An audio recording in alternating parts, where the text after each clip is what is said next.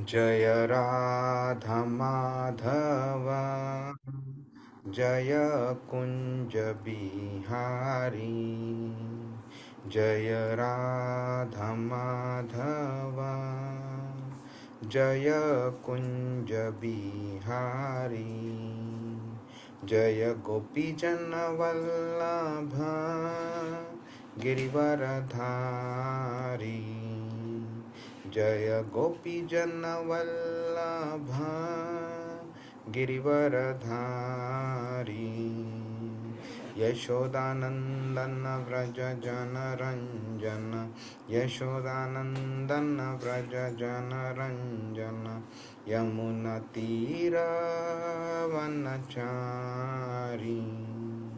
यमुना तीर वनचारी जय राधा माधव जय कुंज बिहारी हरे कृष्ण कृष्ण कृष्ण हरे हरे हरे राम राम राम हरे हरे हरे कृष्ण कृष्ण कृष्ण हरे हरे हरे राम राम राम हरे हरे जय राधा श्याम सुंदर राधा श्याम सुंदर राधे जय कृष्ण बलराम कृष्ण बलराम जय कृष्ण बलराम जय गौरानिताय जय गौरानिताय जय जय प्रभुपाद जय श्रील प्रभुपाद हरिनाम संकीर्तन की जय श्रीमद् भगवद गीता की जय श्रील प्रभुपाद की जय। ओम अज्ञानतिमिरान्धस्य ज्ञानाञ्जनशलाकया चक्षुरुन्मीलितं येन तस्मै श्रीगुरवे नमः।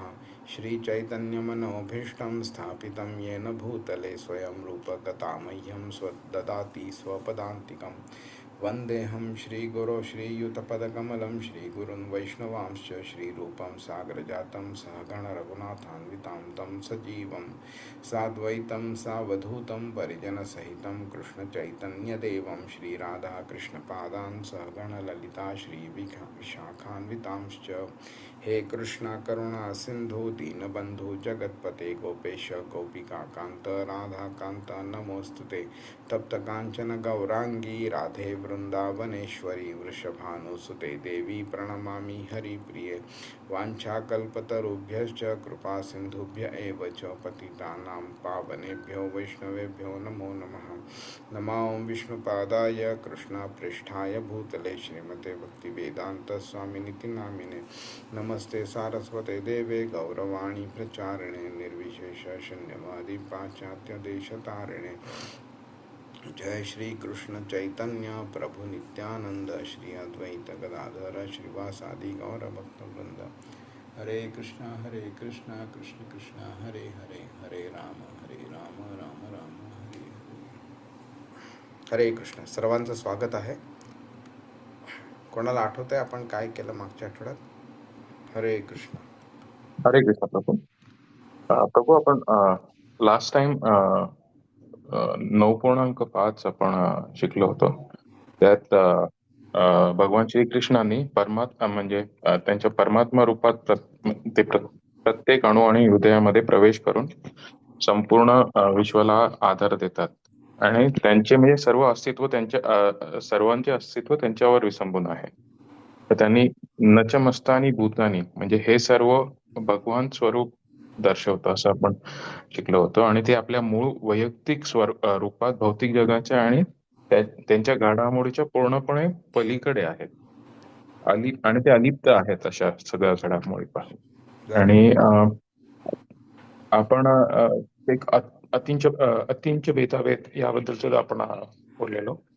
त्यामध्ये श्रीकृष्णांनी हा विरोधाभास म्हणजे आणला आहे. तो एक त्यांचं ऐश्वर्य दाखवण्यासाठी एक एक त्यांचं म्हणजे आपण म्हणतो ना की ते सर्वांमध्ये समाविष्ट आहेत, पण ते सर्वांपासून अलिप्त आहेत.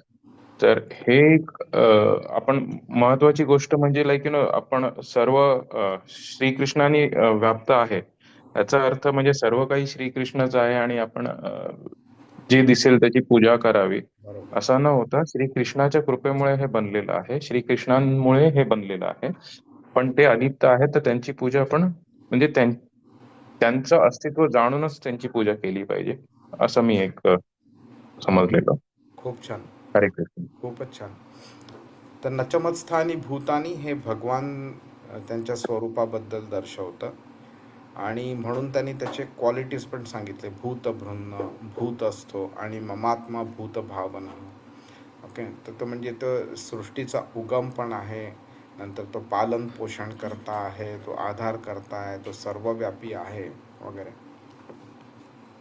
तर म्हणजे 4थ्या श्लोकापासून 9व्या अध्यायाच्या 10व्या श्लोकापर्यंत कृष्ण परमात्मा आणि कृष्ण आणि त्या प्रकृती आणि कृष्ण आणि जीव यांचं सर्वांचं एक रिलेशनशिप काय आहे ते कृष्ण ह्याच्यामध्ये दर्शवतोय आपल्याला. आपण आज 6वा श्लोक बघूया. यथाकाशस्थितो नित्यं वायुः सर्वत्र गोमहान् तथा सर्वाणि भूतानि मत्स्थानीत्युपधारय. अनुवाद. हरे कृष्णा. ज्याप्रमाणे सर्वत्र वाहणारा बलशाली वायू सदैव आकाशामध्ये स्थित असतो, त्याचप्रमाणे सर्व सृष्ट प्राणी माझ्यामध्ये स्थित असल्याचे जाण. हरे कृष्णा. हरे कृष्ण. तर आता काय झालंय, 4थ्या श्लोकामध्ये 5व्या श्लोकामध्ये त्यांनी काही प्रिन्सिपल्स सांगितलेत. हां, की कसे परमात्मा आपला आधार असतो, त्याच्यामध्ये आपलं सगळं स्थित असतं. कसे भगवान आहेत, भगवानांमध्ये स्थित आहे पण आणि भगवानांमध्ये स्थित नाही आहे पण. हां, आणि तरीसुद्धा तो सगळा कसा अलिप्त राहतोय वगैरे.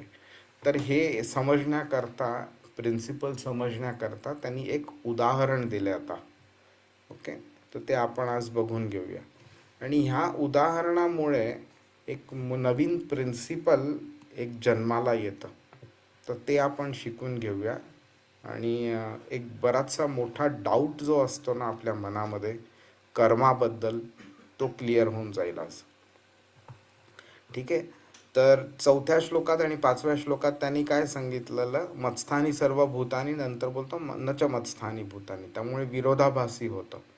विरोधाभासी असल्यामुळे ते आपल्याला म्हणजे दोन्ही सत्य आहे पण विरोधाभासी पण आहे, मग ते अकल्पनीय बनतं. मग त्यावेळी कृष्ण बोलतो पश्यमे योगम ऐश्वरम, माझं जे ऐश्वर योग आहे ते बघून घे, समजून घे. ते समजलं तर तुला ह्या 2 प्रिन्सिपल समजू शकतील. आणि म्हणून ते समजण्याकरता कृष्ण अजून एक उदाहरण देतोय आकाश आणि वाऱ्याबद्दल. तर वारा काय असतो, वारा आकाशामध्ये स्थित असतो, वरती म्हणजे पृथ्वीच्या वरती असतो आणि आकाशाच्या मध्ये, आणि हे तो सगळीकडे असं गोल फिरत असतो. तर आता त्यामुळे काय होतं, वारा आपल्याला माहिती आहे किती बलशाली आहे. अगदी म्हणजे 200-200 वर्ष अशी जगलेली झाडं आहेत, त्यांना सुद्धा मुळासकट उपटून काढतो. आणि बिल्डिंगी पडतात. नंतर वाऱ्यामुळे एवढ्या मोठ्या समुद्राच्या लाटा येतात, पूर वगैरे येतो वगैरे, आणि अक्षरशः गावच्या गावं वाहून जातात. तर वारा किती बलशाली आहे आपल्याला माहीत आहे. पण तो सदैव आकाशामध्ये स्थित असतो. म्हणजे काय, तर आकाशाच्या बाहेर तो जाऊ शकत नाही. आकाश त्याला त्याच्या कंट्रोलमध्ये ठेवतोय. ठीक आहे. त्यामुळे आपण बघू शकतो की वारा कितीही बलशाली असला तरी आकाशाच्या कंट्रोलमध्ये आहे. आणि आकाश वाऱ्याच्या कोणत्याही ॲक्शनमुळे आकाशाला काही फरक पडत नाही. तो जसाच्या तसाच आहे. कितीही घोंगावत असला तरीसुद्धा तो आकाशाच्या कंट्रोलमध्येच राहतो. त्याचप्रमाणे सगळे जीव जे आहेत हे कृष्णाच्या मध्ये अस्तित्वात आहेत.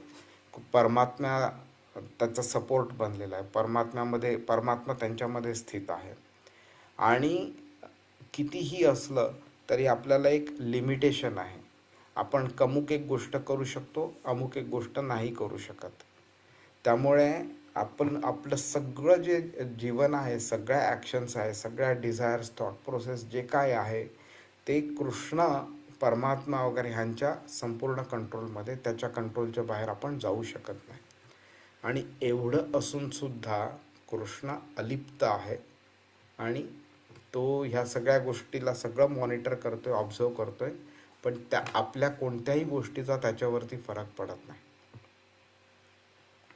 आणि हे समजून घेतल्यानंतर आपण आता ह्या गोष्टी अजून समजायला सिंपल पडतील, की जेव्हा 4थ्या श्लोकात किंवा 5व्या श्लोकात किंवा आधीच्या 3 श्लोकामध्ये कृष्ण जे बोललेला की मीच सगळं काही आहे, माझ्यापासून सगळं येतं, माझ्यामध्येच सगळं परत विलीन होतं, मी सृष्टीचा कर्ता आहे, मी सृष्टीचा धर्ता पण आहे आणि मी सृष्टीचा विनाश करणारा पण आहे. तर तो म्हणजे काय आहे ते आपल्याला हळूहळू समजू शकतं. त्यामुळे संपूर्ण भौतिक प्रकृतीचं जे मूळ कारण जे आहे तो कृष्ण आहे. आधारकर्ता जो आहे तो पण कृष्ण आहे. त्याच्या इच्छेशिवाय असं काही नाही जे होऊ शकतं, आणि त्याची इच्छा असली तर असं काही नाही आहे जे होऊ नाही शकत.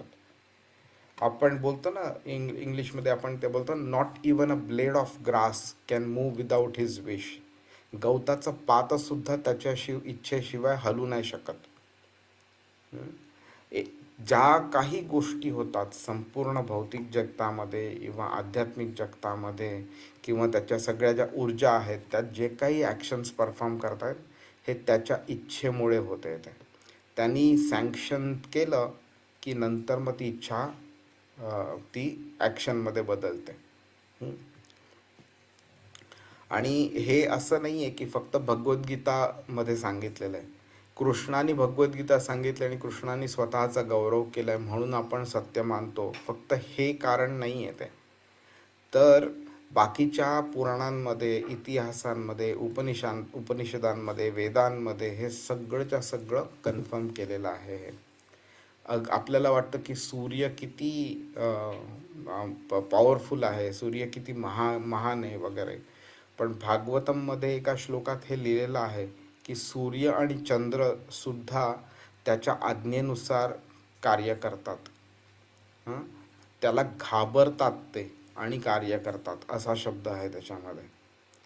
म्हणून आपले आचार्य जे आहेत श्रील विश्वनाथ चक्रवर्ती ठाकूर, ते लिहितात की हे सगळं जे आहे हा एक नियंत्रण आहे जे कृष्ण आता इथे दाखवतोय आता आपल्याला.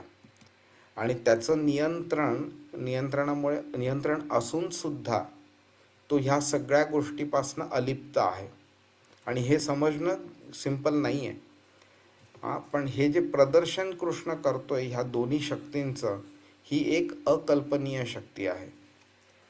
आणि त्याच्यामुळे आपण काय करू शकतो की फक्त हात जोडून त्याला नमस्कार करू शकतो आणि आदर देऊ शकतो त्याला, बस तेवढंच करू शकतो आपण. म्हणजे आपली अशी काही हेच ॲबिलिटीज नाही आहे की आपण त्या व्यतिरिक्त काही करू शकू. आता ह्याच्यामधनं अजून एक गोष्ट शिकायला मिळणार आहे आज आपल्याला, की एक जीव जो आहे तो कसा कृष्णावरती अवलंबून असतो, आणि त्या जीवाला स्वातंत्र्य नावाची काही गोष्ट असते. ती काय असते आणि किती असते आणि कशी असते ती पण आज बघून घेऊया आपण. सगळे जीव कृष्णामध्ये विश्रांती घेतात, कृष्णामुळे ते टिकले जातात, तरीसुद्धा कृष्ण त्यांना एक मर्यादित असं स्वातंत्र्य देतो. ते स्वातंत्र्य किती मर्यादा आहे आणि किती त्याच्यात ते कार्य करू शकतो ते पण आपण बघून घेऊया आज. पण जे काही तो कार्य करतो ते भौतिक प्रकृतीच्या चौकटीतच असतं ते. त्यामुळे आपल्याला कधी असं वाटतं ना की मी हे आहे आणि मी ते आहे आणि मी हे करू शकतो आणि मी ते करू शकतो, तर ती जी चौकट जी आहे ती चौकट समजणं गरजेचं आहे. त्यामुळे कितीही आपण जेव्हा कृष्णाच्या ह्या सगळ्या ज्या एनर्जीज आहे ना, मन, बुद्धी, अहंकार, भूमी, रापो, अनलो, वायू, तर हे सगळ्या ज्या ऊर्जा आहेत त्याचं फायनल डेस्टिनेशन काय होतं ते पण आज आपल्याला कळणार आहे. ते पण ह्याला सगळ्याला जी लिमिट आहे ही लिमिटसुद्धा कृष्णाने ठरवून ठेवलेली आहे. आणि आपण त्याचे अंश आहोत. त्यामुळे आपण अंश जे आहे ते आपण कृष्णाच्या सेवेमध्ये आपण स्वतःला लावलं पाहिजे. तरीसुद्धा आपण ते न करता आपण दुसऱ्या गोष्टी करत बसलेलो असतो आपण. त्यामुळे आपण ही जी निवड केलेली आहे की आपण कृष्णाची सेवा नको करूया, आपण स्वतःचा स्वार्थ साधूया, ती जी निवड जी आपण केली आहे, डिसिजन घेतला आहे, त्या डिसिजनला पण आपण जबाबदार असतो आपण. हरे कृष्ण. तर ह्या श्लोकाचं सार आपण बघून घेतलं तसं थोडक्यामध्ये.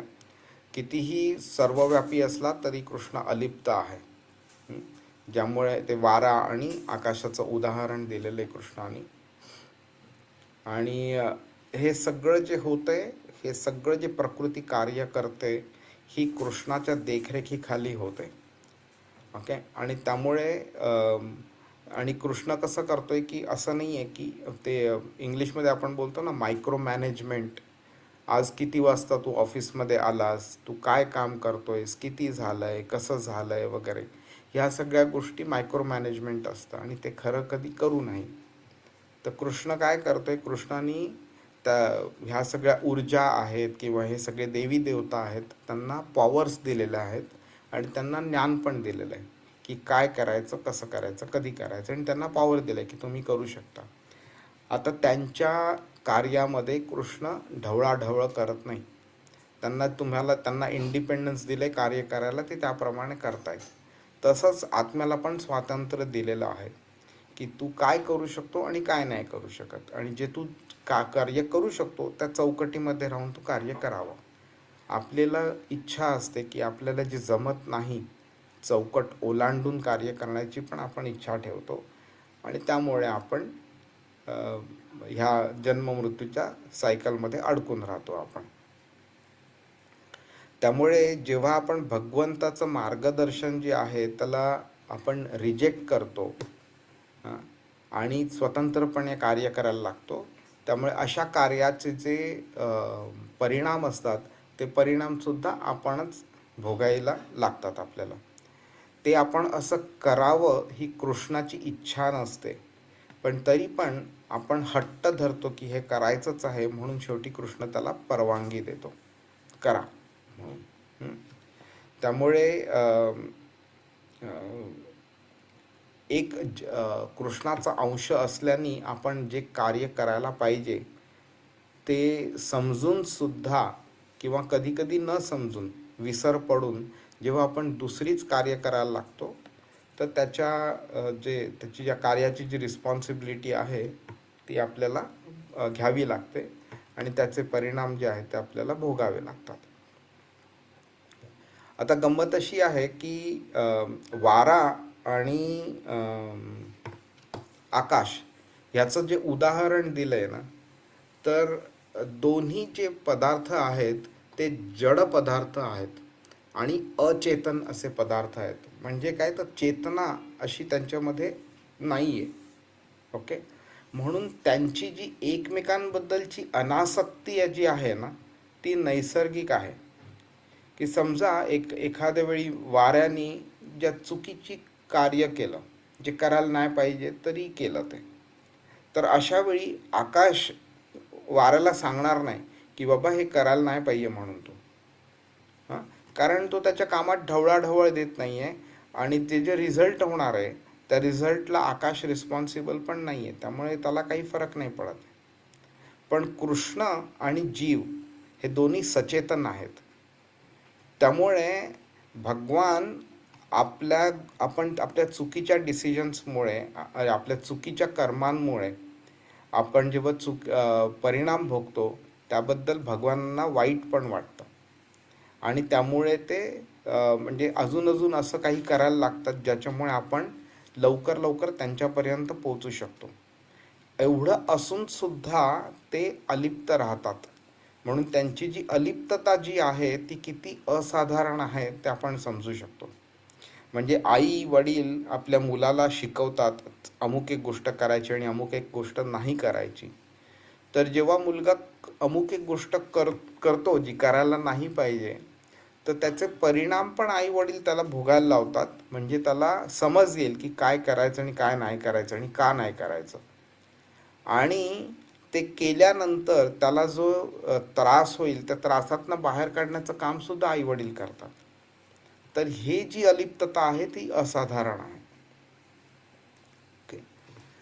तर ओके, मी हे स्किप करतो हा पॉईंट.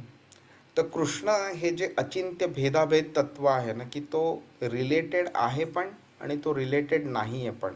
तो सगळ्यांमध्ये आहे सुद्धा आणि तो सगळ्यांमध्ये नाही आहे सुद्धा. हां, त्याला आपण केलेलं कर्म त्याचे रिझल्ट्स त्याच्याकडे जात नाहीत, पण त्या रिझल्ट्समुळे आपल्याला जो त्रास होतो त्याच्याबद्दल त्याला वाईट पण वाटतं. हां, हे सगळं जे अचिंत्य जे आहे ना, ते कृष्ण आणि आपला जेवढा संबंध घनिष्ठ बनेल आणि कृष्णाबद्दल आपल्याला जेवढी समज आपल्याला वाढेल आपली, त्यावेळी हे अचिंत्य भेदाभेद तत्व कमी कमी अचिंत्य होईल आणि जास्तीत जास्ती आपल्याला ते समजेल आपल्याला.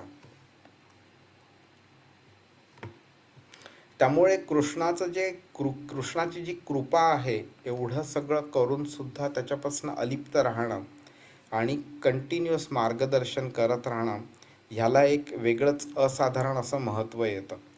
त्यामुळे कृष्ण त्याचं कधीही वर्चस्व दाखवत नाही आपल्याला, कोणत्याही प्रकारची बळजबरी करत नाही. तो फक्त मार्गदर्शन देतो आणि नंतर आपल्याला जे स्वातंत्र्य दिलं आहे त्या स्वातंत्र्याचा आदर पण करतो तो.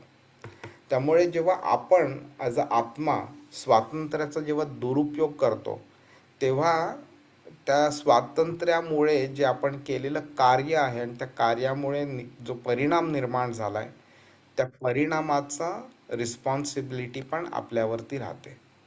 ते बंधन राहतं आपल्यावरती आणि हे व्हायलाच पाहिजे तसं. कारण गंमत अशी आहे की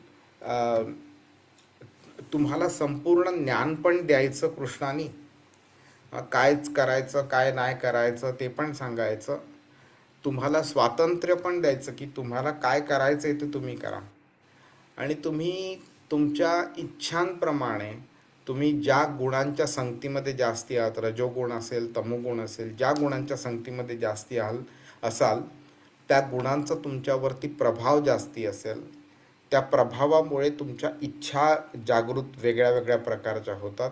त्या इच्छांची पूर्ती करण्याकरता तुम्ही कर्म करायचा प्रयत्न करता आणि हे कर्म कृष्णांनी जे सांगून दिलं आहे त्यांच्या अनुसरूनच असेल असं नाही आहे. ते कर्म चुकीचं कर्म पण असू शकतं आणि ते चुकीचं कर्म केल्यावरती जर का तुम्ही बोललात की नाही ह्या कर्माची रिस्पॉन्सिबिलिटी मी घेणार नाही, तर ते चुकीचं ठरतं ना, ते बरोबर नाही आहे. म्हणजे संपूर्ण प्रणाली तुमच्या मदतीकरता उभी आहे, तरीसुद्धा तुम्ही चुकीचा निर्णय घेणार आणि त्या चुकीच्या निर्णयाची जबाबदारी घेणार नाही, तर ते बरोबर नाही आहे. त्यामुळे हे तो एवढं त्यांनी सगळं प्रकृती बनवलेली आहे, त्यांनी सगळी स्वातंत्र्य दिलेलं आहे, ज्ञान दिलेलं आहे आणि तरीसुद्धा जबाबदारी घेणार नाही, तर ते बरोबर नाही आहे. त्यामुळे कृष्णाचं जे मार्गदर्शन आहे त्याला एक वेगळंच अनन्यसाधारण असं महत्त्व येतं. ठीक आहे, आत्तापर्यंत कोणाला काही प्रश्न आहे? हा प्रभूजी, माझ्या तेच एक मनात आलेलं होतं. हॅलो. हां हा, माझ्या एक मनात आलेलं होतं की आपल्या हृदयात परमात्मा म्हणून कृष्ण भगवान आहेत, तरी पण म्हणजे आपल्याकडून का चुकीचे हे होतात, तर त्याचं उत्तर मला मिळालं तुमच्या याच्यामध्ये प्रभूजी. हां, तरी त्या मानाने आपण तसं डिटेलमध्ये बोललेलं नाही आहोत. त्या पुढच्या स्लाइड्समध्ये हा प्रश्न नक्कीच कव्हर होईल. ओके ओके प्रभू. ओके. तर आता कृष्णाचं जे योगम ऐश्वरम जो तो बोललाय ना, ते आकाश आणि वारा ह्या एक्झाम्पलने ते कसं समजायला मदत होते ते बघूया. तर कृष्णानी आपण बोलल्याप्रमाणे 4-5व्या श्लोकामध्ये असं काही स्टेटमेंट्स टाकलेत ज्याच्यामुळे आपण कन्फ्यूज होऊ शकतो, आणि ते समजण्याकरता कृष्णाने उदाहरण दिलेलं आहे. ओके. तर ही जी भौतिक सृष्टी जी आहे ही परमेश्वरामध्ये विश्रांती घेते, हे समजणं आपल्याला त्या मानाने कठीण आहे.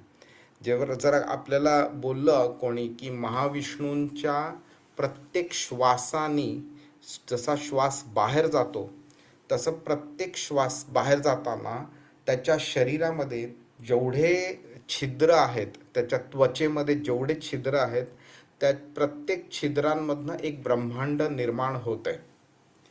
आणि जेव्हा तो श्वास आतमध्ये घेतो त्यावेळी सगळी ब्रह्मांड त्याच्या आतमध्ये जाऊन सामावतात. जर का हे असं मी तुम्हाला सांगितलं तर तुम्हाला एक्सेप्ट करायला इम्पॉसिबल येते, बरोबर? की बाबा तो आपल्या दृष्टीने एक समुद्र सुद्धा किती मोठा आहे. मग समुद्र एवढा मोठा तर पृथ्वी किती मोठी, मग पृथ्वी एवढी मोठी तर सूर्य किती मोठा, सूर्य इतका मोठा तर ब्रह्मांड, एक अख्खं ब्रह्मांड किती मोठं, आणि एक ब्रह्मांड इतकं मोठं तर मग अनेक अनेक ब्रह्मांड किती मोठे असतील. मग ते कसे एका व्यक्तीच्या आतमध्ये जाऊन सामावू शकतात हे समजणं तसं त्या मनाने कठीण आहे. म्हणून कृष्ण आकाश आणि वाऱ्याचं उदाहरण देतो.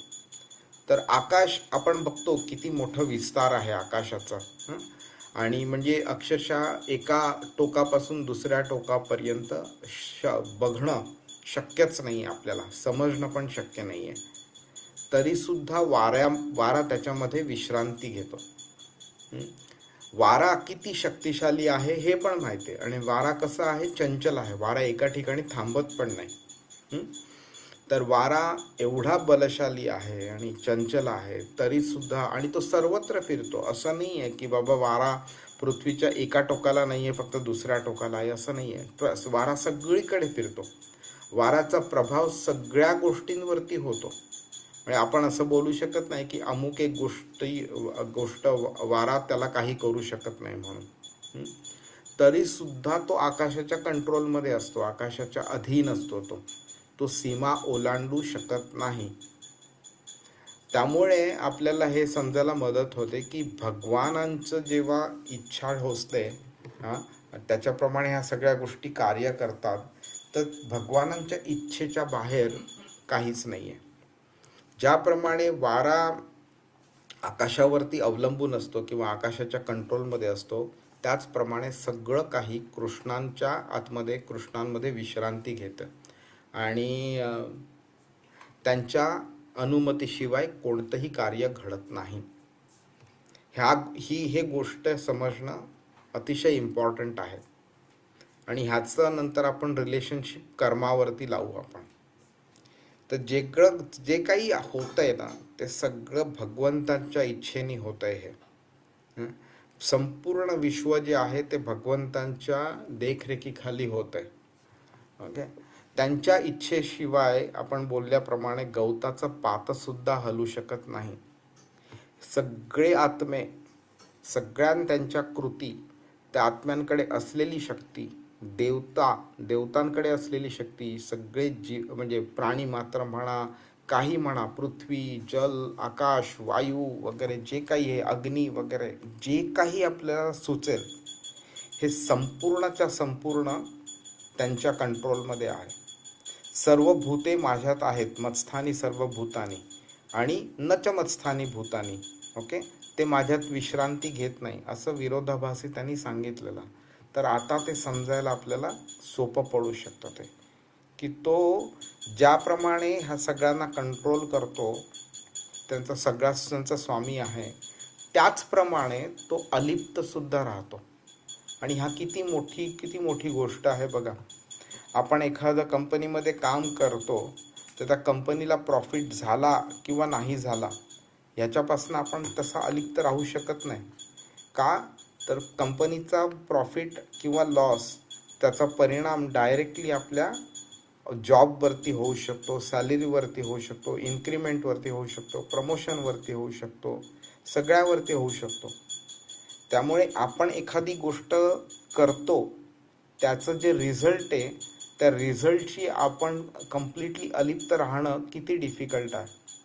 तर इथे कृष्ण एक नाही अनेक अनेक ब्रह्मांड आणि प्रत्येक ब्रह्मांडामध्ये अनेक अनेक ऊर्जा, अनेक अनेक ऑब्जेक्ट्स, अनेक अनेक जीवात्मे आहेत, अनेक अनेक कर्म होत आहेत, अनेक अनेक कर्माचे रिझल्ट्स होत आहेत हां, आणि त्याच्यामुळे अजून नवीन कर्म निर्माण होत आहे आणि ह्या सगळ्यापासनं तो अलिप्त आहे.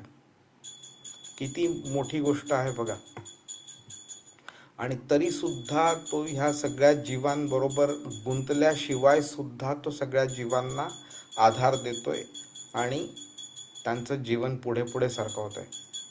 एखाद्या व्यक्तीने कृष्णावरती अतिशय भक्ती केली तरीसुद्धा कृष्ण त्याला आकाश वायू म्हणजे श्वास घ्यायला मदत करतो, वायू देतो त्याच्याकरता, जेवण देतो पोटाकरता, त्याच्या शरीराच्या संगोपना करता सगळ्या गोष्टी देतो त्याला. आणि एखाद्या व्यक्तीने जर कृष्णाला 4 शिव्या जरी घातल्या तरीसुद्धा कृष्ण त्याला तेच देतो जे एका भक्ताला सुद्धा देतो. त्यामुळे आपल्या ज्या इच्छा आहेत, आपल्या चुकीची कर्म आहेत, एवढे आपण पाप पण करत राहतो तरीसुद्धा कृष्ण आपल्याला अलिप्त आहे, म्हणूनच तो आपल्याला सगळ्याच्या सगळ्या गोष्टी पुरवू शकतो. एखादी व्यक्ती जर अलिप्त राहू नाही शकली, समजा मी एखाद्या व्यक्तीला 4 शिव्या घातल्या मी तर त्याला माझ्याबद्दल राग येणार आणि मला एखादी गोष्ट त्याच्याकडनं हवी असली तर तो नाही देणार. तो का तर तो अलिप्त नाही आहे. तो म्हणजे त्याला राग आला आहे माझ्या ॲक्शनचा, तो अलिप्त नाही आहे तो. पण कृष्णाचं तसं नाही आहे. प्रत्येक गोष्टी ला तो सपोर्ट करतोय, प्रत्येक गोष्टीचा रिझल्ट जो आहे तो पण आपल्याला देतो आणि तरीसुद्धा तो पूर्णपणे अलिप्त आहे आणि तो कंटिन्युअसली आपल्याला सगळ्या गोष्टी प्रोव्हाइड करत राहतोय. ओके.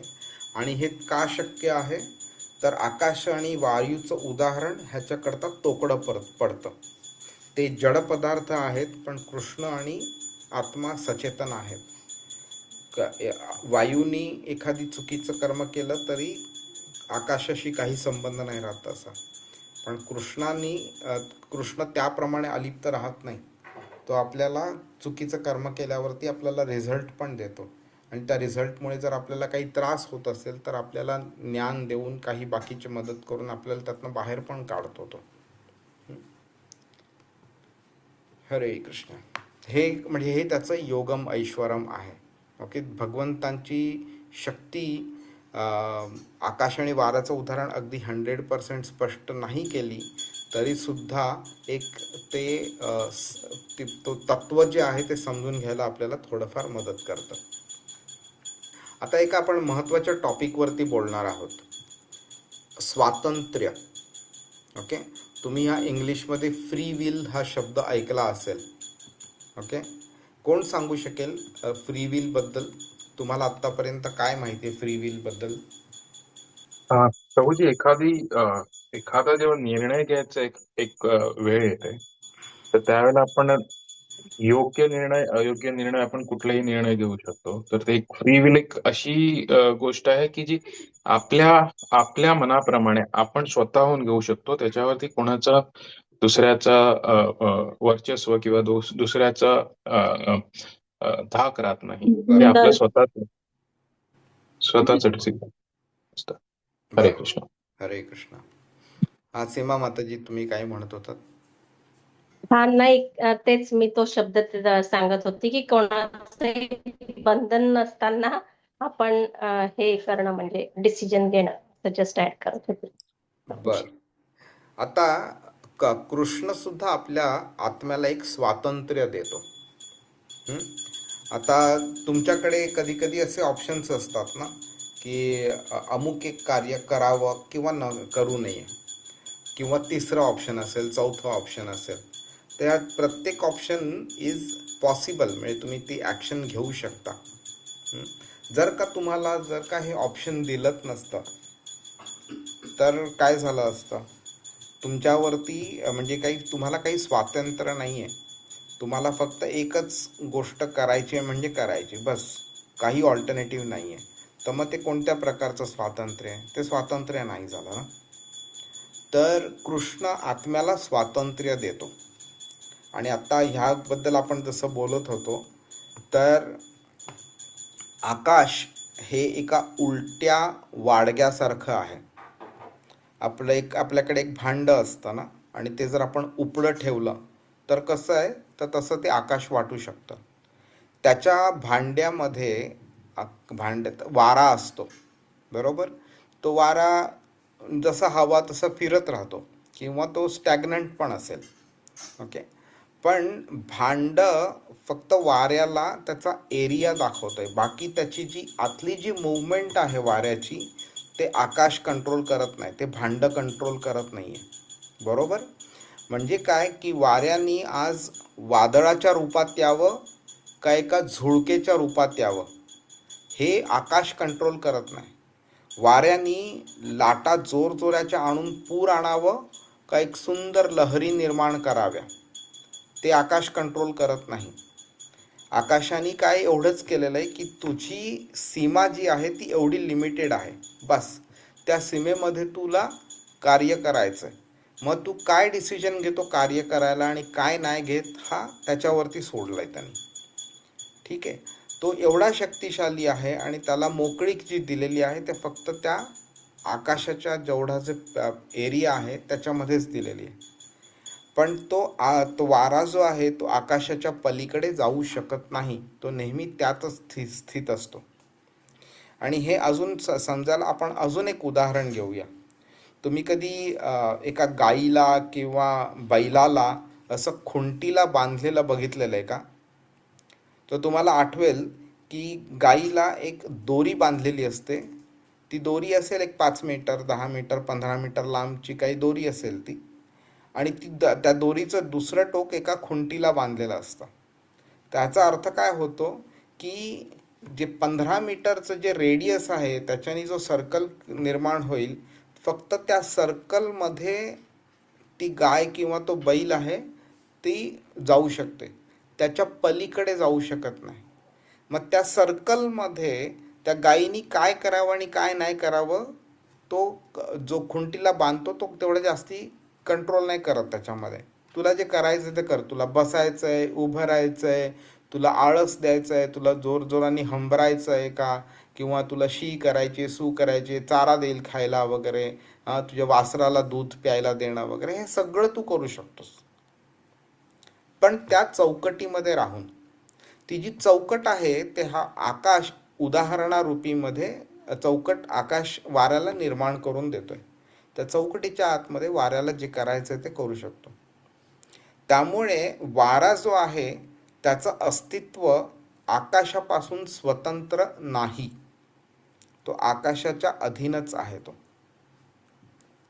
आणि म्हणूनच आपल्याला ह्याच्यातनं आपल्याला एक उदाहरण मिळतं की जे कृष्णाचं जे आपल्यावरती कंट्रोल आहे ते असं आहे. आपल्याला कृष्णाने अमुक एक लिमिट दिलेली आहे, आणि त्या लिमिटमध्ये आपल्याला जे करायचं आहे ते आपण करू शकतो. ओके. आपल्याला श्वास घ्यायला दिलं आहे त्यांनी, आपल्याला खायला दिलं आहे, बघायला दिलं आहे, स्पर्श करायला दिलं आहे, ह्या गोष्टी दिल्यात. आपल्याला एखादं कार्य करायचं असेल तर ते पण आपण करू शकतो. लग्न करू शकतो, बायको मुलं त्यांचा सांभाळ करू शकतो, आपण पैसा कमवू शकतो, जॉब करू शकतो, बिझनेस करू शकतो, आपण हे करू शकतो, ते करू शकतो. ह्या काही 50 100 1000 2-4 हजार गोष्टी त्यांनी आपल्याला करायला अलाव केलेल्या आहेत. त्याचे जे सर्कल आहे त्या सर्कलमध्ये आपण जे पण राहून करू शकतो ते त्यांनी करायला अलाव केलं आहे.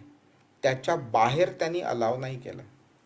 आता असं सुद्धा आपण बघू शकतो की एखादं शरीर आहे ते शरीरसुद्धा एका दृष्टीने लिमिटेशनच आहे. भलेही आपण ह्या प्रकृतीच्या अंडर आहोत, पण त्याचा अर्थ हा नाही की एक शरीर जे करू शकतो ते दुसरं शरीर पण करू शकतं. एका पक्षासारखा मी उडू शकत नाही, एका माशासारखा मी पाण्याखाली राहू शकत नाही, पोहू शकत नाही. तर त्या माझ्या ह्या शरीरामध्ये ज्या लिमिटेशन्स आहेत त्या लिमिटेशन्सच्या चौकटीमध्ये राहूनच मला कार्य करायला पाहिजे. ही चौकट त्यांनी भलेही सगळे प्राणी मात्र एकाच ब्रह्मांडामध्ये आहेत, एकाच पृथ्वीवरती आहेत, तरीसुद्धा प्रत्येकाची चौकट वेगळी वेगळी आहे. एक लहान मूल जेव्हा 2 महिन्याचं असतं त्यावेळी त्याला हवं असलं तरीसुद्धा तो उभा राहू शकत नाही, चालू शकत नाही, धावू शकत नाही. ते भलेही म्हणजे ते बाळ भलेही एका मनुष्याच्या शरीरात आलेलं आहे तरीसुद्धा त्याच्या शरीराला त्याच्या स्टेजप्रमाणे काही लिमिटेशन्स आहेत आणि काही तो गोष्टी करू शकतो, काही नाही करू शकत. आणि ह्या लिमिटेशनच्या मध्ये राहूनच आपण कार्य करू शकतो. जर का ह्या लिमिटेशनमध्ये आपल्याला 100 गोष्टी अलाउड आहेत करायला, तर आपण फक्त त्या 100 गोष्टींपैकीच एखादी गोष्ट आपण करू शकतो. ती आपल्यावरती एक मर्यादा टाकलेली आहे. म्हणजे काय, तर आपलं जे स्वातंत्र्य आहे की बाबा तुम्ही कोणती गोष्ट करू शकता आणि कोणती गोष्ट नाही करू शकत, हे स्वातंत्र्य पूर्ण स्वातंत्र्य नाही आहे. हे एक मर्यादित स्वातंत्र्य आहे. पूर्ण स्वातंत्र्य फक्त कृष्णाकडे आहे.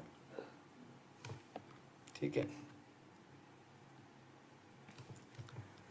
आता ह्याच्यामुळे काय होतं, बरं आपण अजून ह्याच्याबद्दल बोलणार आहोत डिटेलमध्ये. तर कृष्णाचं जे हे सर्वव्यापी असं जे स्वरूप आहे ना, एवढं असून सुद्धा तो अलिप्त राहतोय. ओके. त्यामुळे काय होतंय की तो सगळ्यांना आधार देऊ शकतो, पण त्यांच्या कर्माचं जे फळ आहे ते फळाचं रिस्पॉन्सिबिलिटी कृष्णावरती येत नाही. आपल्या कर्मामध्ये कृष्ण गुंतला जाऊ शकत नाही. ओके. कृष्ण सचेतन आहे. कृष्ण जाणून बुजून आपल्याला एक मर्यादा देतो आणि त्या मर्यादामध्ये अशी काही कर्म करायचं तो आपल्याला अलाव पण करतोय. तरी सुद्धा कृष्ण आपल्या कर्माचं फळ स्वतःवरती घेणार नाही, घेत नाही तो. आणि ह्याचं कारण म्हणजे त्यांनी आपल्याला फ्रीडम दिलेलं आहे की तुमच्याकडे 2 ऑप्शन्स आहे. हे चांगलं कर्म आहे आणि हे वाईट कर्म आहे. तुम्ही कोणतंही कर्म सिलेक्ट करू शकता करण्याकरता.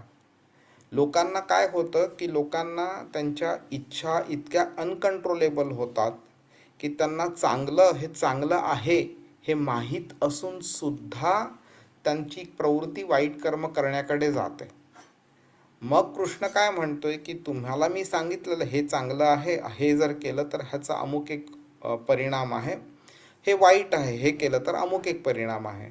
तुम्ही जाणून बुजून वाईट कर्म सिलेक्ट केलं करायला. तुमची चॉईस होती. तुम्ही डिसाईड केलं की तुम्ही ते वाईट कर्म करणार.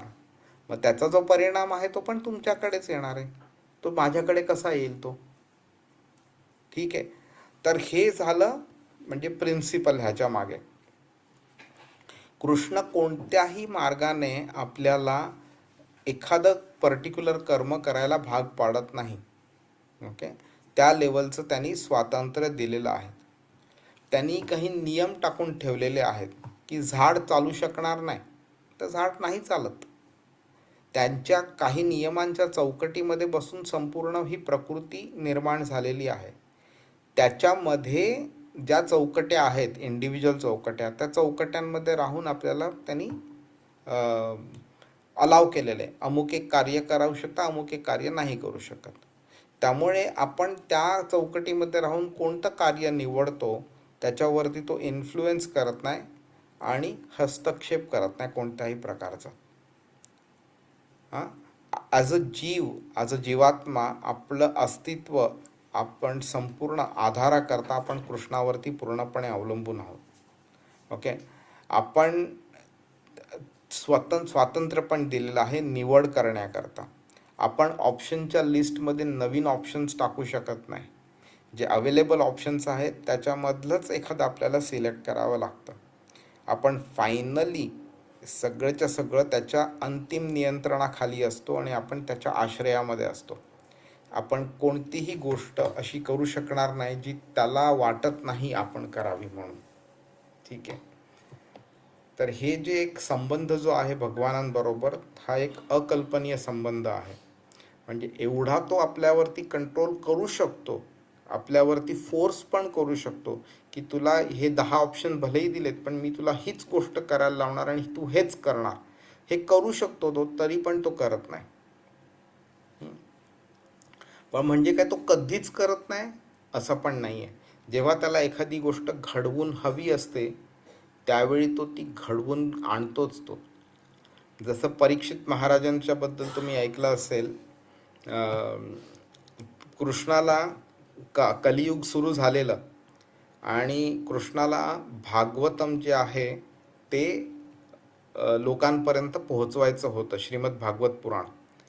मग भागवत पुराण पोहोचवण्याकरता एका वक्त्याची आणि एका श्रोत्याची कमीत कमी गरज तर आहे. तर वक्ता म्हणून श्रील शुकदेव गोस्वामी आले, पण श्रोता पण हवाय.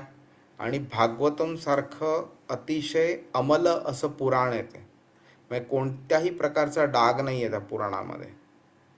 तर मग श्रोता जो आहे तो सुद्धा अतिशय अमल असा असला पाहिजे, कोणत्याही प्रकारचा डाग नसला पाहिजे, मळ नसला पाहिजे त्याच्या चरित्र्यावरती, त्याच्या मेंटॅलिटीवरती. आणि त्यावेळी परीक्षित महाराज म्हणजे अभिमन्यूचा मुलगा, अभिमन्यू हा अर्जुनाचा मुलगा होता. तर अभिमन्यूचा मुलगा परीक्षित, त्याला कृष्णाने उत्तरेच्या गर्भामध्ये एंटर केलेलं आणि प्रोटेक्ट केलेलं, जे अश्वत्थामाने ब्रह्मास्त्र सोडलेलं त्याच्यापासून. आणि तो परीक्षित जो होता, कृष्णाने त्याला निवडलं की बाबा तू राईट पर्सन आहेस भागवतम ऐकण्याकरता. मग आता जेव्हा भागवतम बोलायचं आहे, हे तर ठरलेलं आहे, तर मग काहीतरी घडवून आणलं पाहिजे ना ज्याच्यामुळे भागवतम बोललं जाईल. तर अशा वेळी एकदा परीक्षित महाराज ह्याच्याकरता गेलेले, हंटिंग करता गेलेले, शिकारी करता गेलेले. त्यावेळी त्यांना अतिशय थकवा निर्माण झाला आणि त्यांना खूप तहान लागली. तर ते एका ऋषीच्या आश्रमात गेले, शमीक ऋषी नावाचे ऋषी होते, त्यांच्या आश्रमात गेले ते. आणि पाणी हवं होतं. तर शमीक ऋषी त्यावेळेला ध्यान करत बसले होते. तर त्या परीक्षित महाराजांनी काही वेळा हाक मारली त्यांना, पण त्यांनी त्यांना रिअलाईज नाही झालं, ध्यान करत असल्यामुळे त्यांचं ध्यान कंटिन्यू झालं, ब्रेक नाही झालं. तर परीक्षित महाराजांना ते वाईट वाटलं आणि त्यांना त्या मोमेंटला त्यांना रागसारखा आला त्यांना. आणि त्यांनी आजूबाजूला बघितलं, एक त्यांना मेलेला साप दिसला तिकडे. तर त्यांनी त्यांच्या तलवारीने तो मेलेला साप उचलला आणि शमीक ऋषीच्या गळ्यावरती ठेवला आणि ते निघून गेले. हे जे झालं ते काही लोकांनी बघितलं आणि शमीक ऋषींचा मुलगा त्यावेळी तिकडे नव्हता, तो थोडा लांब होता, एका नदी तीरावरती गेलेला. तर त्या मुलाला त्यांनी सांगितलं. त्यावेळी त्यांचा मुलगा, ज्याचं नाव शृंगी होतं, तो शृंगी 7 वर्षांचा होता. तर त्याला जेव्हा हे कळलं की परीक्षित महाराजांनी असं केलं, तर त्यांना तो भरपूर राग आला त्या मुलाला. तर त्या भरपूर त्यांनी म्हणजे शिव्या घातल्या महाराजांना, म्हणजे खूप वाईट साईड बोलला त्यांना. आणि त्यांनी शाप दिला, त्या शृंगीनी परीक्षित महाराजांना शाप दिला की 7 दिवसाच्या आत तक्षक पक्षाच्या दंशाने तुझा मृत्यू होईल म्हणून. आणि जेव्हा ह्यांचं ध्यान संपलं शमीक ऋषींचं, आणि त्या मुलाला खूप राग आलेला. त्या रागाच्या भरात तो घरी आला तर त्यांनी त्याच्या वडिलांच्या गळ्यावरती असलेला साप बघितला. ओके. आणि तो मुलगा खूप मोठ्याने रडायला लागला. त्याच्या रडण्याच्या आवाजामुळे शमीक ऋषींचं ध्यान तुटलं आणि ते उभे राहिले आणि त्याने विचारलं मुलाला काय झालं म्हणून. तर मुलांनी जे झालं ते सगळं सांगितलं. त्यानंतर शमीक ऋषींनी त्यांना खूप उपदेश केला आणि मुलाला सांगितलं की तू खूप चुकीचं कार्य केलंयस म्हणून. तो राजा पूर्णपणे निरपराध होता. तो अतिशय चांगला राजा आहे, ब्राह्मणांचं खूप करतो, देवादिकांचं खूप करतोय तो, आणि अतिशय धर्माला अनुसरून वागणारा राजा आहे तो. त्याच्या असण्यामुळे पृथ्वीचं भरपूर चांगलं घडतंय पृथ्वीवरती, आणि अशा व्यक्तीला तू शाप दिलायस, तू भरपूर चुकीचं कार्य केलंस तू म्हणून. आणि शमीक ऋषींना ते खूप वाईट वाटलं. आता ह्या संपूर्ण इन्सिडेंटमध्ये जर का तुम्ही बघितलं तर असं काही कृत्य परीक्षित महाराजांच्या हातानं घडलं गेलं जे घडू शकण्याचे चान्सच नव्हता. कारण त्यांचं चारित्र्य, त्यांचं कॅरेक्टर असं, त्यांची मेंटॅलिटी अशी होती की ते असं कृत्य करूच शकत नव्हते. आणि त्यांना जेव्हा कळलं की शृंगीने त्यांना शाप दिलाय, त्यावेळी त्यांनी तसंच्या तसंच, एवढी तहान लागलेली होती तरीसुद्धा घरी गेल्यावरती पाणी नाही प्यायलं ते, आणि तसंच्या तसे ते बाहेर पडले. आणि त्यांनी ठरवलं की आता जीवन संसार नाही करायचा, आता आपण जीवन फक्त भक्ती करायची म्हणून. आणि मग तो पुढचा तो पूर्ण कथा आहे ती नंतर. तर सांगायचं उद्दिष्ट हा आहे की जेव्हा कृष्णाला ते घडवून हवं होतं, भागवतम बोलायचं होतं, त्यावेळी कृष्णाने ह्या सगळ्या गोष्टी घडवून आणल्या. आणि शृंगी म्हणजे तो लहान मुलगा जो होता त्याच्या रूपाने त्यांनी असं कृत्य पण घडवून आणलं ज्याच्यामुळे कलियुगाचं सुरुवात जी झालेली, तर ऱ्हास होण्याचं जे कार्य आहे ते पण तिथून सुरुवात झाली तिकडनं. तर हेच आपण म्हटल्याप्रमाणे कृष्ण स्वातंत्र्य देतो आणि लुडबुड करत नाही आपल्या स्वातंत्र्यामध्ये.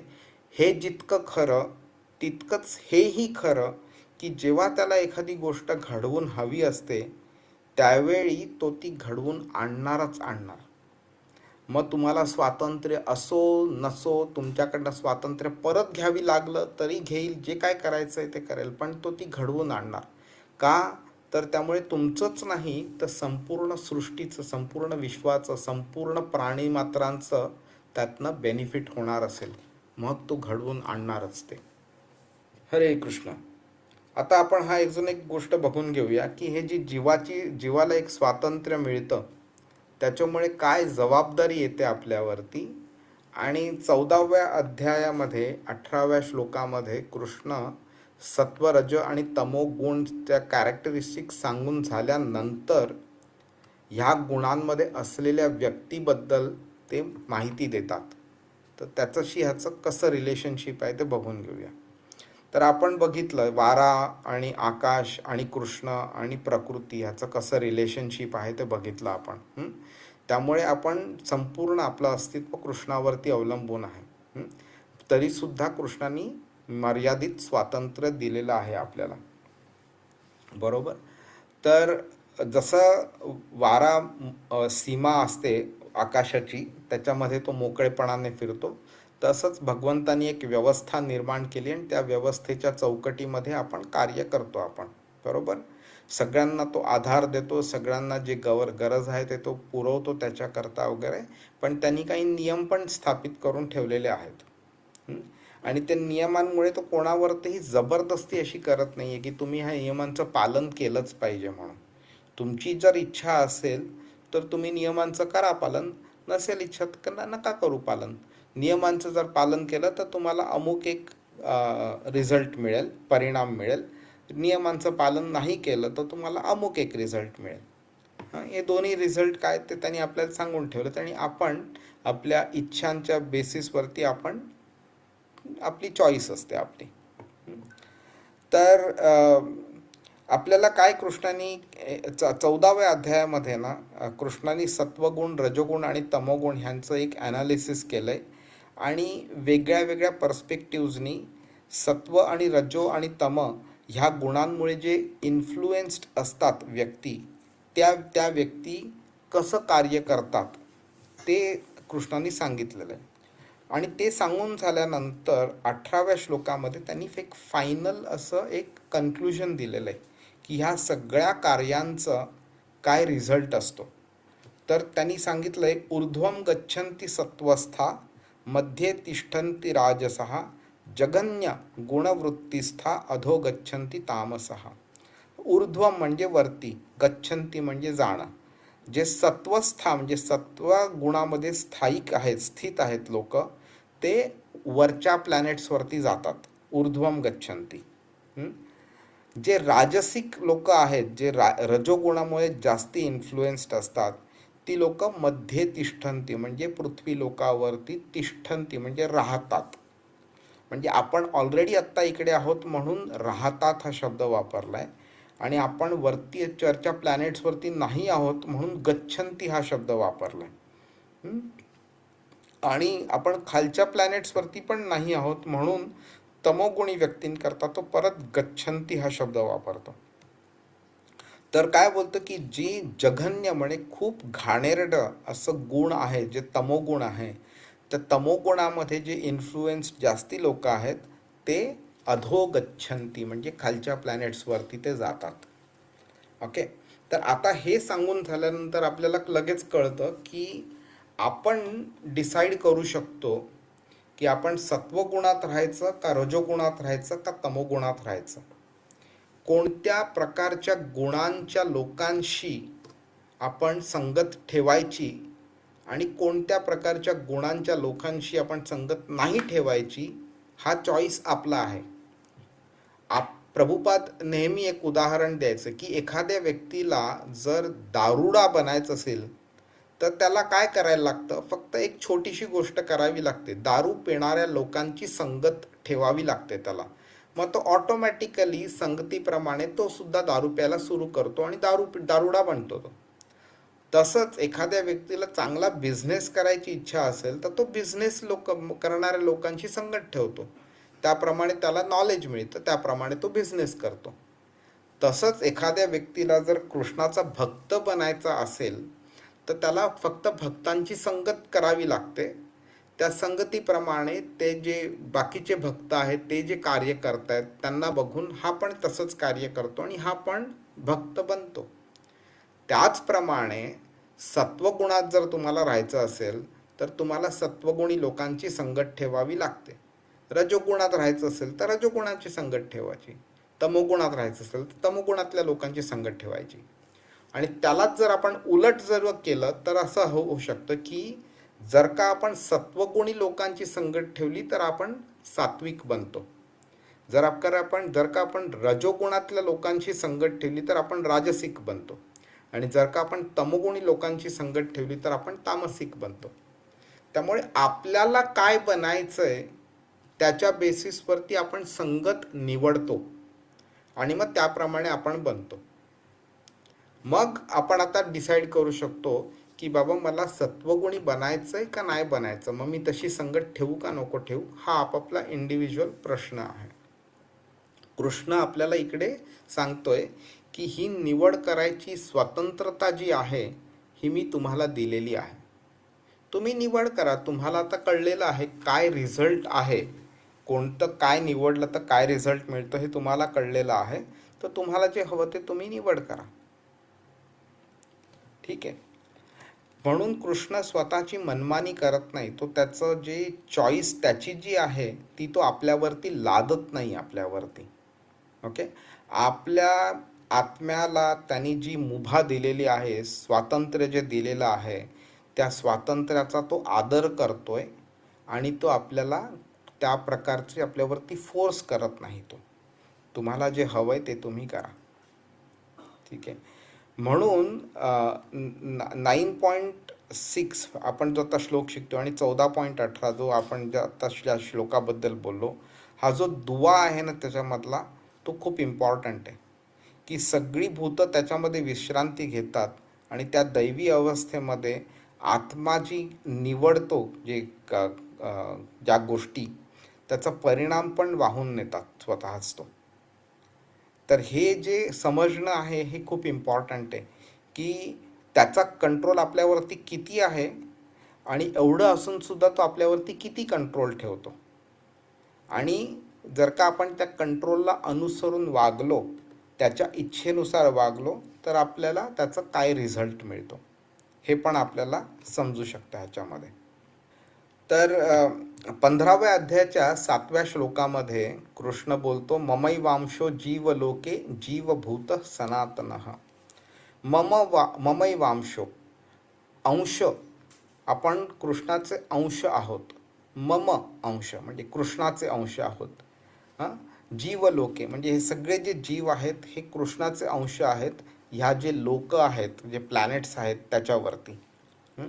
आणि जीवभूत सनातन, सनातन आहोत आपण, इटर्नल आहोत. आपल्याला कोणत्याही प्रकारचं बिगिनिंग नाही आहे आणि कोणत्या प्रकारचं एंड नाही आहे. हे सगळे जीव आहेत, हे सगळे जीव भूतात्मा आहेत, हे सगळे कृष्णाचे अंश आहेत. आणि कृष्णाचा अंश असल्यामुळे कृष्णाकडे ज्या क्वालिटीज आहेत त्या क्वालिटीज आपल्याकडे पण येतात, पण एका किरकोळ प्रमाणात येतात. आणि हे समजण्याकरता आपण एक उदाहरण घेऊ. समुद्र आणि समुद्रात असलेलं जे जल आहे त्या जलामधला एक बिंदू जर घेतला, एक थेंब जर घेतला, तर त्या थेंबामध्ये जी क्वालिटीज आहेत त्याच क्वालिटीज सगळ्या पाण्यामध्ये, संपूर्ण जलामध्ये पण आहेत. का तर तो थेंब आहे तो त्या जलातलाच आहे तो. त्यामुळे तुम्ही एका थेंबाचं परीक्षण केलं तर तुम्हाला संपूर्ण जलामध्ये, संपूर्ण समुद्राच्या जलामध्ये काय आहे ते सुद्धा तुम्हाला कळू शकतं. पण क्वांटिटी जर बघितली तर एका थेंबामध्ये खूप कमी असेल, त्या संपूर्ण जलामध्ये खूप जास्ती आहे. आणि हे तसंच आहे. आपण कृष्णाचा अंश असल्यामुळे कृष्णामध्ये ज्या क्वालिटीज आहेत त्या आपल्याकडे पण आहेत थोड्या प्रमाणामध्ये.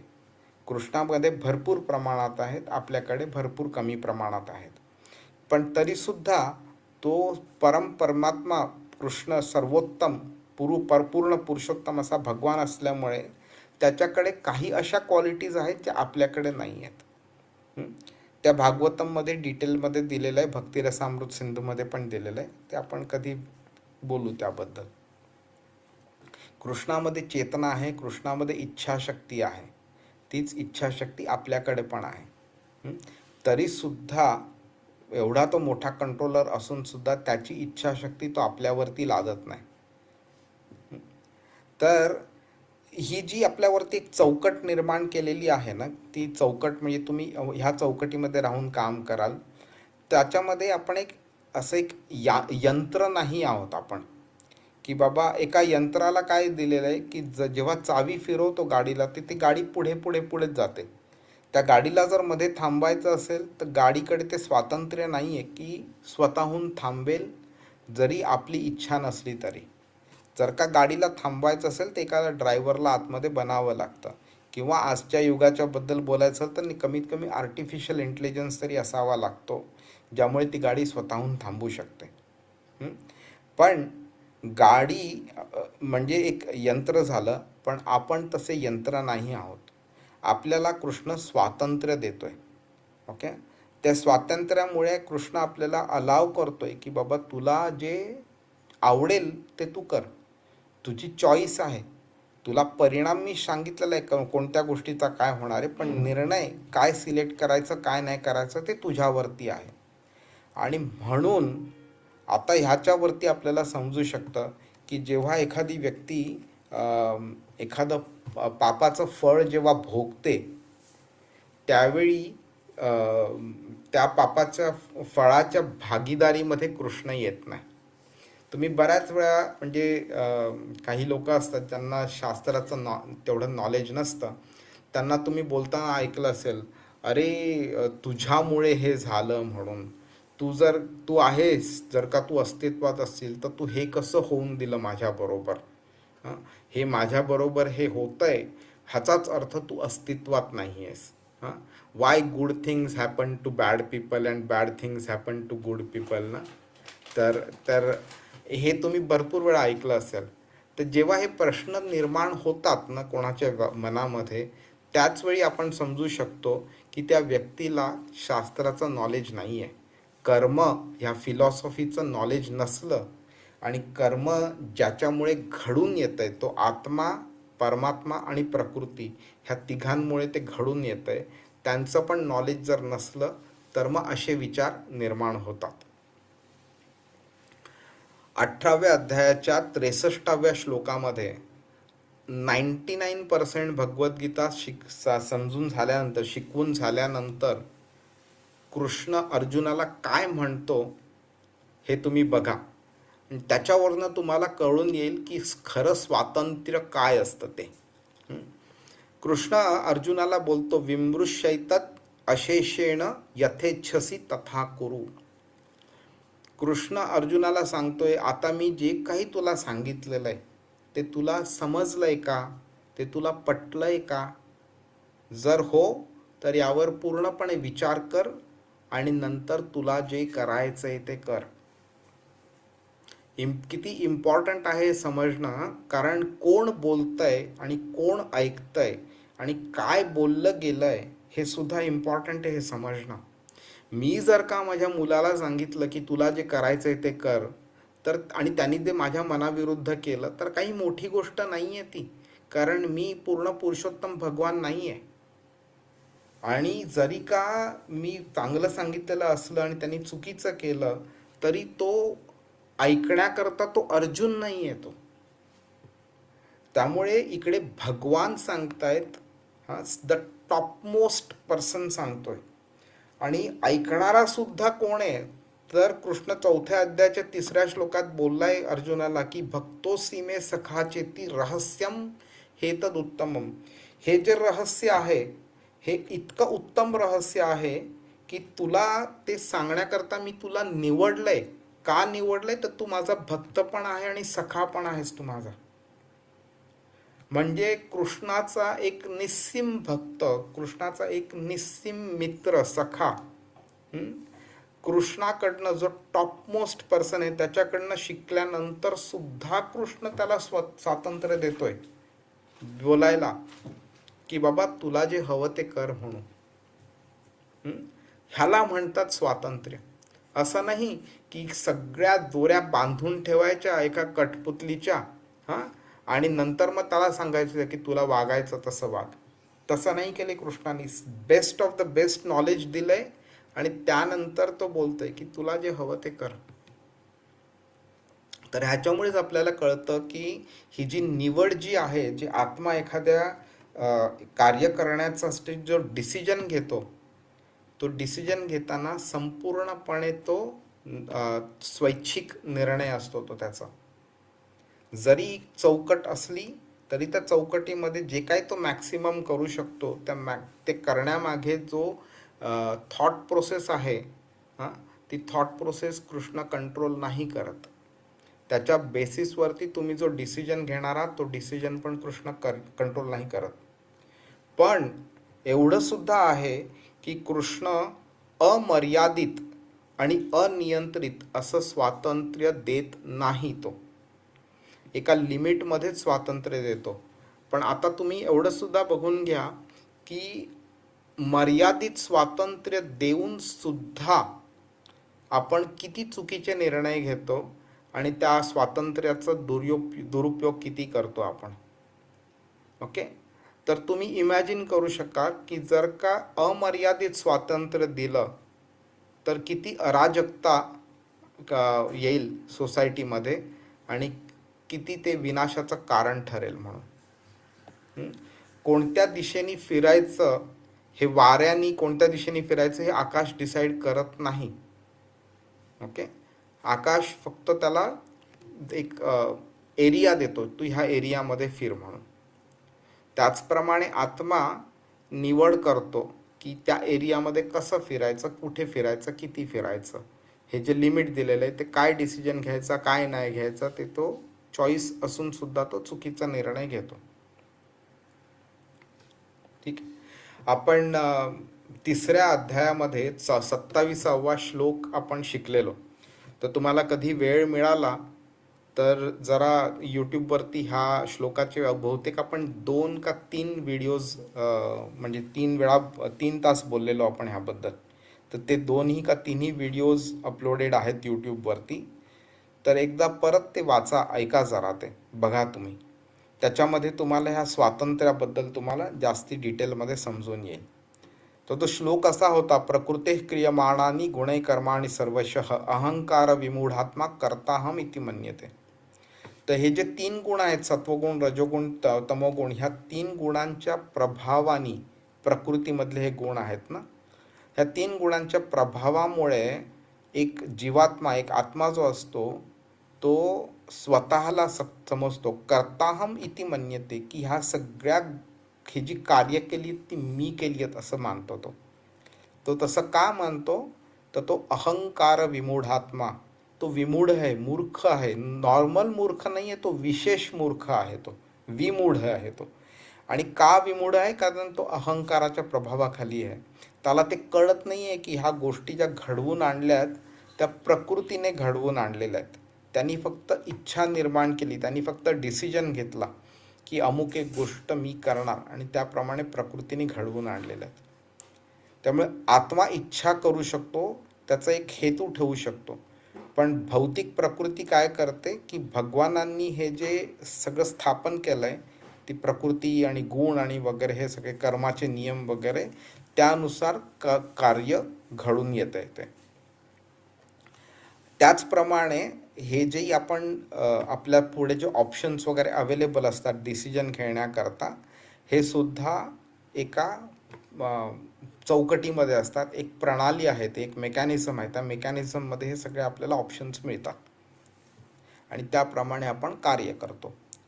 तुम्हाला अजून जर का डिटेल हवं असेल तर आपण 5व्या अध्यायाचा 13वा, 14वा आणि 15वा श्लोक, त्यामध्ये सुद्धा ह्याच्याबद्दल आपण डिटेलमध्ये बोललेलं आहे.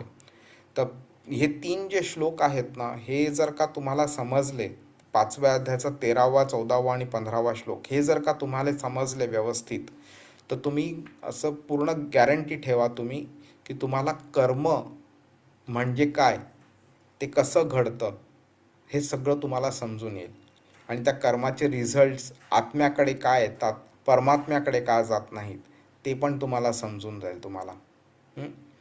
तर हा 14वा श्लोक तसा आहे त्यातनं की हा आत्म्याबद्दल 3 प्रकारचे कर्ते आहेत. एक प्रकृती आहे, एक आत्मा आहे आणि एक परमात्मा आहे. ओके. त्याच्यातला जो 14वा श्लोक आहे तो आत्मा ॲज अ कर्ता म्हणून आहे.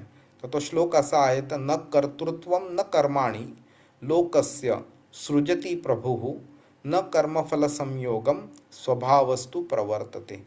आत्मा कधीही कार्य करू शकत नाही, निर्माण करू शकत नाही. ना तो लोकांना कार्य करण्यास प्रवृत्त करू शकतो, ना तो कर्माची फळं निर्माण करू शकतो. हे सगळं प्रकृतीच्या गुणांद्वारे केलं जातं. म्हणजे आत्मा काय करू शकतो आणि काय नाही करू शकत ते सांगितलेलं आहे. तरीसुद्धा आत्मा स्वतःला समजतो की बाबा मी ग्रेट आहे, मी अमुक एक गोष्ट केली. एखाद्या बॅट्समननी जर सेंचुरी मारली तर त्याला वाटतं की अरे हो, मी किती ग्रेट खेळाडू आहे. एखाद्या बिझनेसमननी त्याच्या कंपनीचा चांगला फायदा झाला तर त्याला वाटतं की मी चांगले डिसिजन घेतले म्हणून चांगला फायदा झाला.